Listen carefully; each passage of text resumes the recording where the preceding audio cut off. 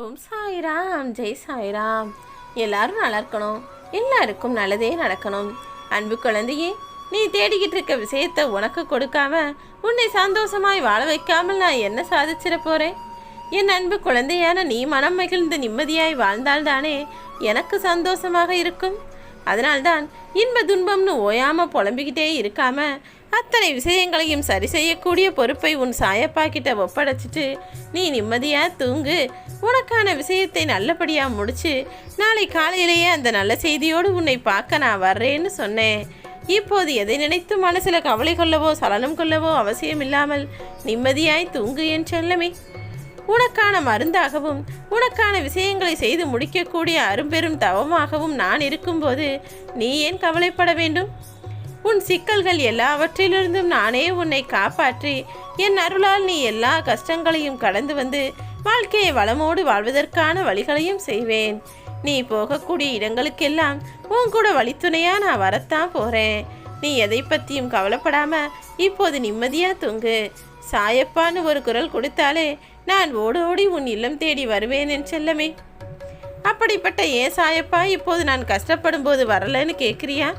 கூடிய விரைவில் எல்லாவற்றையும் முழுவதுமாக முடிச்சு கொடுக்குறேன் செல்லமே. இப்போது நீ கேட்குறங்கிறதுக்காக அவசரமாக தவறாக எந்த விஷயத்தையும் முடித்து கொடுக்க கூடாது அல்லவா? வாழ்க்கையில் ஏற்படக்கூடிய வழியால் நீ அவசரப்படுறங்கிறதுக்காக சேலையை முள்ள போட்டா சேலை தானே கிழிஞ்சு போகும். அதே போலதான் அவசரப்படாமல் நிதானமா நல்லது நடக்குங்கிற நம்பிக்கையோட பொறுமையா காத்திரு. எதை எப்படி நீக்க வேண்டும், எதை எப்படி சரி செய்ய வேண்டும், முள்ளிலிருந்தும் பிரச்சனைகளிலிருந்தும் எப்படி உன்னை விளக்க வேண்டும் என எல்லாம் தெரிந்த நான் உன் வலிகளுக்கும் வேதனைகளுக்கும் முற்றுப்புள்ளி வச்சு உனக்கான சந்தோஷத்தை நிரந்தரமாக கொடுப்பேன். வலியோடு கூடிய வாழ்க்கை என்பது இந்த உலகத்துல எல்லாருக்கும் இருக்கு.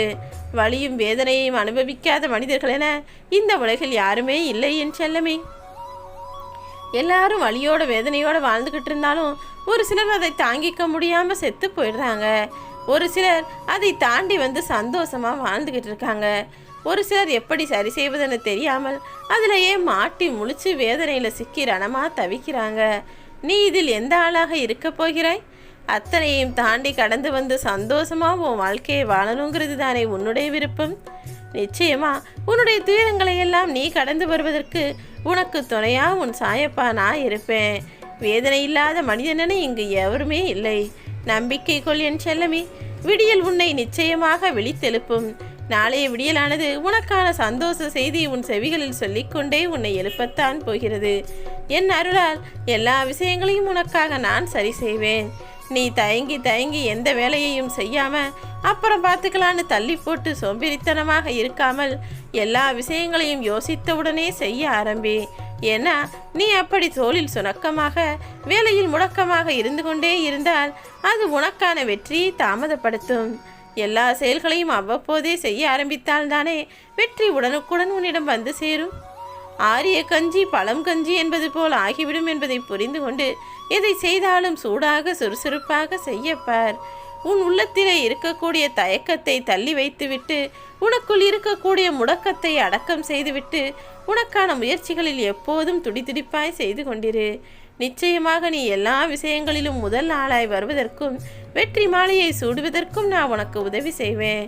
உன்னுடைய முயற்சிக்கின் மூலமாகத்தானே நான் உனக்கு முன்னேற்றத்தை கொடுக்க போகிறேன். விதியோடு போராடி வாழ்க்கையில மிகவும் நீ களைத்தும் சளைத்தும் போய்விட்டாய் என்பது எனக்கு தெரியும். என்னதான் முயற்சி உன்னுடையதாக இருந்தாலும் தீர்ப்பு என்னுடையதாகத்தானே இருக்க போகிறது. விதி உனக்கு எதிராக எவ்வளவு சதி செஞ்சாலும் அத்தனை சதிகளையும் துரத்தி அடித்து உனக்கான வெற்றியை கொடுப்பதற்காக நான் ஓடோடி வருவேன். நீ கலங்கவே அவசியமில்லை. உன்னை சுற்றி இருக்கக்கூடிய உறவுகள் உன்னிடம் கோபித்து கொண்டாலும் சரி அல்லது விலகி இருந்தாலும் சரி, உனக்குள்ள மனக்கலக்கத்தையும் கவலைகளையும் கொடுத்தாலும் சரி, நீ எதை நினைத்தும் கவலைப்பட வேணாம்.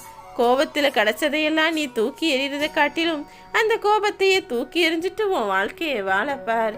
எல்லா மனிதர்களும் உன் முன்னேற்றத்தை பார்த்து தானாகவே உன்னை தேடி ஓடி வருவார்கள். ஓம் சாய்ராம்.